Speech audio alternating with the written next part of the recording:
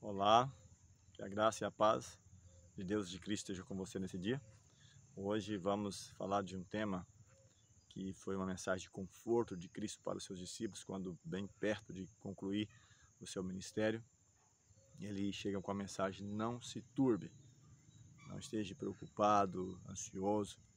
Cristo havia mencionado da sua morte, sua ressurreição, da sua partida, da sua volta para os céus, e eles estavam com certeza tristes, abatidos, e Cristo traz uma mensagem de conforto que serviu não somente para eles, mas em cada século, em cada geração, e serve também para você e para mim nesse dia. Quero te convidar a falar com o Senhor em oração e depois abrirmos a palavra do Senhor. Eterno Deus, amável Pai, te damos graças pelo teu cuidado e proteção, pelas vitórias daqui alcançadas, e rogamos a unção do teu Santo Espírito em nossa vida. Nos ajuda a entender a tua mensagem. Essas bênçãos te pedimos e agradecemos em nome de Jesus. Amém. Quero inicialmente começar o Evangelho de João, capítulo 13, versículo 36, onde Simão Pedro, ele chega ao Senhor e pergunta: Senhor, para onde vais? E aqui Cristo responde: para onde vou não me podeis seguir agora, mais tarde, porém, me seguirás. Então, Cristo estava falando da sua partida, da sua morte, o cumprimento do seu ministério, e disse: no momento agora vocês não vão me seguir, mas com certeza me seguirão depois.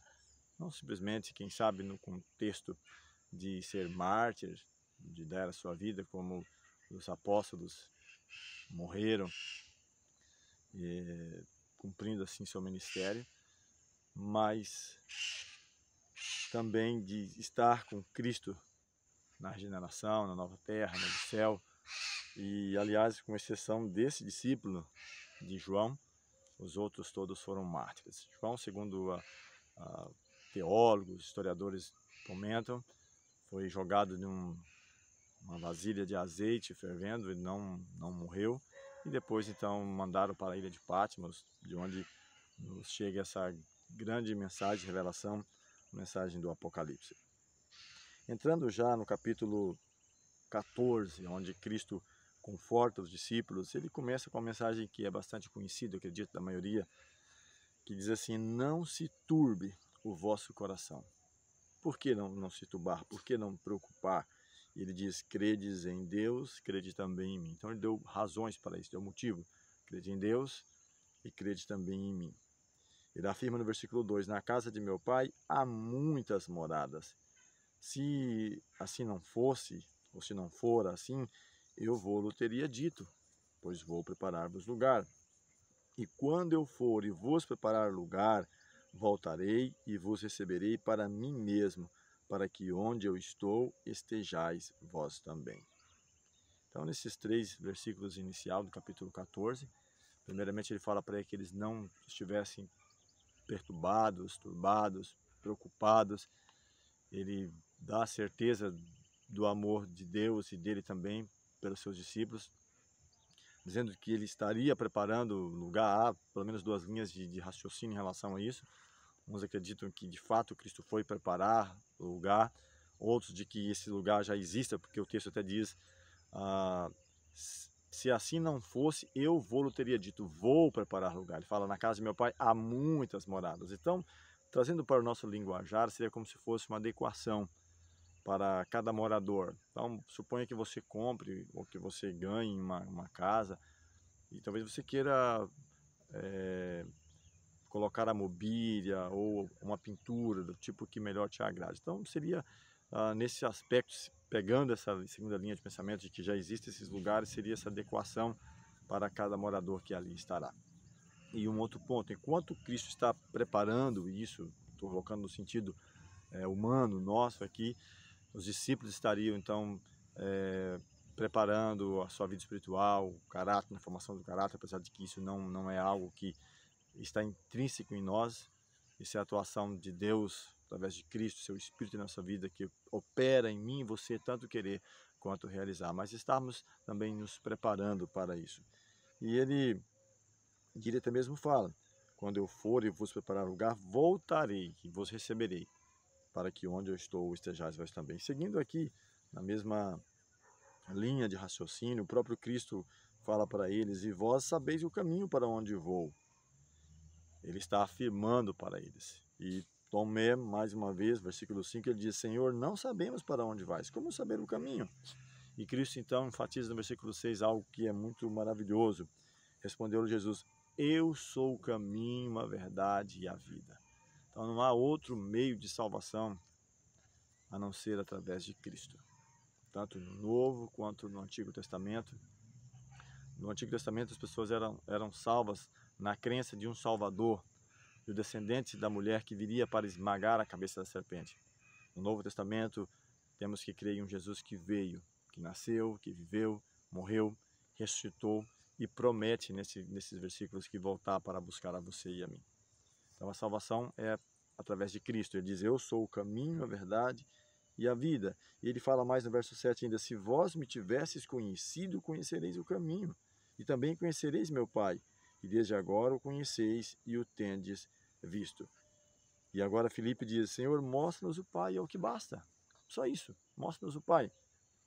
E Cristo mais uma vez responde, versículo 9, disse-lhe Jesus, Filipe, há tanto tempo estou convosco que não me tendes conhecido, ou não me tens conhecido?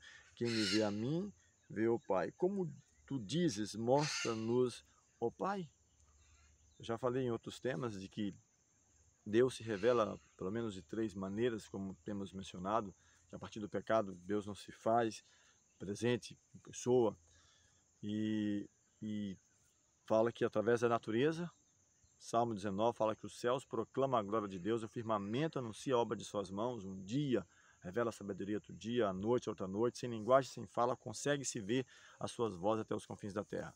Outra maneira, através da palavra, revelação, diz que nenhuma profecia de particular elucidação ou explicação. No entanto, homens santos falaram da parte de Deus movidos pelo Espírito Santo.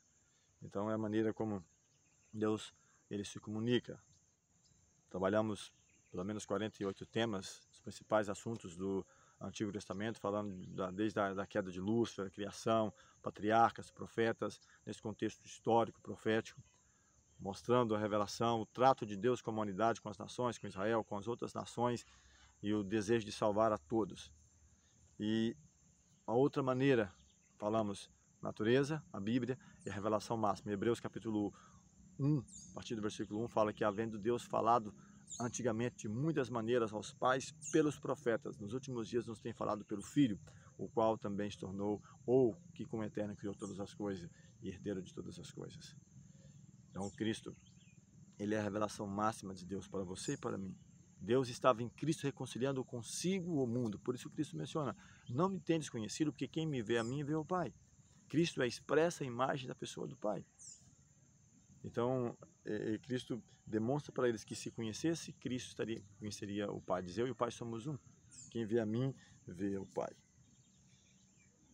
Continuando ainda, versículo 16 e 17, ele fala, eu rogarei ao Pai e ele vos dará outro Consolador, a fim de que esteja para sempre convosco, o Espírito da verdade, que o mundo não pode receber, porque não o vê, nem o conhece. Vós o conheceis, porque ele habita convosco e estará em vós. Esse tema sobre um outro Consolador, vamos falar em um outro momento, quem sabe só sobre esse assunto, mas alguma pincelada aqui eu acho que é importante. Ele demonstra que mandaria um outro Consolador, e aí as pessoas entendem que um outro falando de uma terceira pessoa, distinta, separada, mas o Cristo mesmo aqui ele menciona, e depois eu vou mostrar no capítulo 16 do próprio João, falando de que Cristo estava falando por símbolo, por parábola, e ele fala que o mundo não pode receber, porque não vê nem o conhece, mas vós o conheceis, porque ele habita convosco. E Cristo estava habitando com eles, e estará em vós. Habita de estar no presente e habitará, estará. Ele fala mais ainda, versículo 18, que complementa esse pensamento, não vos deixarei órfãos, voltarei para vós outros. Então, o Cristo está falando do Consolador, de que viria para eles, mas não de uma terceira pessoa. Está falando do próprio Cristo de uma maneira diferente. Não vos deixarei órfãos, voltarei para vós outros. E ele ao estar consumado o seu ministério, ele diz: todo o poder me é dado no céu e na terra. Diz que eis que estarei convosco todos os dias até a consumação do século. Ao mesmo tempo que Cristo ministra no santuário celestial como sumo sacerdote, ele também está a ministrar a mim e a você através do seu Espírito, da sua onipresença, do seu poder, sua manifestação, a sua glória de estar atuando em nossa vida. E ele fala mais, verso 19, ainda por pouco o mundo não me verá mais, mas vós, porém, me vereis, porque eu vivo, vós também vivereis. Naquele dia vós conhecereis que eu estou em meu Pai, e vós em mim, e eu em vós. E ele menciona algo também interessante, versículo 21, aquele que tem os meus mandamentos e os guarda, esse é o que me ama, e aquele que me ama será amado por meu Pai, e eu também o amarei, e me manifestarei a ele. E olha só o que ele fala mais. Respondeu Jesus, se alguém me ama, versículo 23, guardará a minha palavra, e meu Pai o amará, e viremos para ele e faremos nele morada. Então, Cristo menciona de que se nós, falando aos discípulos, mas também em cada geração, se eu e você, se nós amarmos a Ele, e ele teve no versículo 15, ele fala, se me amais, guardareis os meus mandamentos, os meus ensinos. Ele fala que meu Pai o amará, e viremos para Ele e faremos nele morada. Como? Então, através do Espírito, da sua onipresença, Deus e Cristo se manifesta, não fisicamente, mas espiritualmente, na sua vida e na minha vida. Deus e Cristo, ele fala, viremos para ele e faremos nele morada. Então é muito importante entendermos, é claro, nós não teríamos tempo, o nosso assunto é não estar preocupado, é não estar ansioso, eles não se turbe essa promessa de conforto, segurança, de que ele voltará para buscar a sua igreja, buscar o seu povo. Então não é o tema em específico, falando de uma terceira pessoa, mas um pequeno lampejo sobre o tema, e ele descreve essa função, o trabalho que o Espírito faria aqui na Terra. Eu quero ainda entrar para a parte final, e Cristo demonstra o segredo. Capítulo 16 agora, ele fala o seguinte, a partir do versículo 23, naquele dia nada me perguntareis, em verdade vos digo, se pedirdes alguma coisa ao Pai, Ele vô-lo concederá em meu nome. Até agora nada tendes pedido em meu nome, pedi e recebereis, para que a vossa alegria seja completa.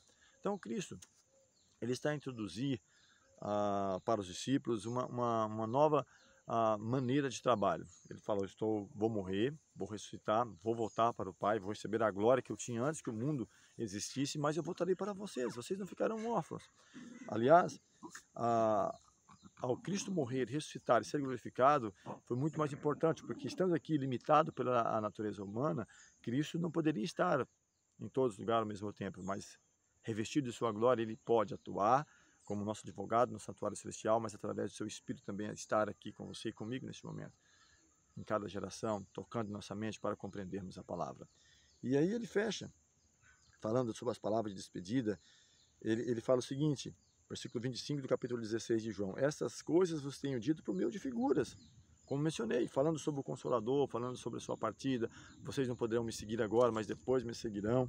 E ele fala, tenho falado para vocês por meio de figuras, de símbolos, vem a hora em que não vos falarei por meio de comparações, mas vos falarei claramente a respeito do Pai. Versículo 26 ainda, naquele dia pedireis em meu nome, e não vos digo que rogarei ao Pai por vós, porque o próprio Pai vos ama, visto que me tens amado e tendes crido que eu vim da parte de Deus. Então, eles até falam, Senhor, agora tu falas abertamente, temos entendido, temos crido que é dessa forma. Então, Cristo estava falando do Consolador, falando da plenitude de algo que somente Deus e Cristo pode fazer, que é o batizar-nos com o Espírito Santo, que aliás no capítulo 2 de Atos, que cumprindo o dia do Pentecostes, Cristo, ao voltar para o céu, ele mesmo se une aos discípulos naquele clamor, pedir, e Cristo recebe de toda a plenitude. Atos 2, versículo 33, fala que sendo ressuscitado, glorificado, sentado à destra de Deus, ele derrama isso que vedes e ouves, concede o Espírito aos discípulos na plenitude. Diz que o ser infinito se revela em poder, o eterno, Deus. Não está falando de uma terceira pessoa, eterno, através de Cristo, concede então a unção do Espírito Santo, a sua onipresença, a sua glória, o seu poder para estar a atuar na vida dos discípulos, e quer atuar também na sua e na minha vida cada dia. trazendo-nos mensagem de confiança, e ele fala qual é a senha. Nada tem despedido em meu nome, até agora, mas agora deve tudo que for fazer, por palavra, por obras, fazer tudo em nome de Jesus.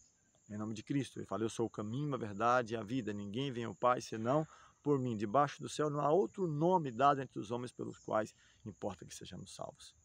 Que o Eterno te abençoe, me abençoe, nos conceda a cada dia, através de Cristo, a unção do Espírito Santo do Senhor para compreendermos a sua palavra e assim podemos a cada dia estarmos confortados, consolados. Ele diz assim em 1 Pedro 5,7, lançando sobre ele toda a vossa ansiedade, porque ele tem cuidado de vós. Confia ao Senhor as tuas obras, os teus planos, os teus projetos serão estabelecidos. Cristo quer a cada dia confortar, ser o seu e o meu consolador, dando-nos mensagem de esperança, dizendo que foi preparar-nos lugar e que ele voltará para buscar a você e buscar a mim, buscar a sua igreja, aqueles que crerem nesta mensagem. No próximo tema, vamos falar está consumado. Quando Cristo conclui o seu ministério aqui, entrega o seu Espírito, rende o seu Espírito e diz está consumado. Vamos mais uma vez agradecer ao Senhor. Amorável Deus, bondoso Pai, te damos graças pelo cuidado, a proteção, pelas vitórias, pela unção do teu Espírito e pedimos a cada dia poder para vencer e fazer a tua vontade. Dá-nos a tua graça, a tua paz. Te pedimos essas bênçãos em nome de Jesus. Amém.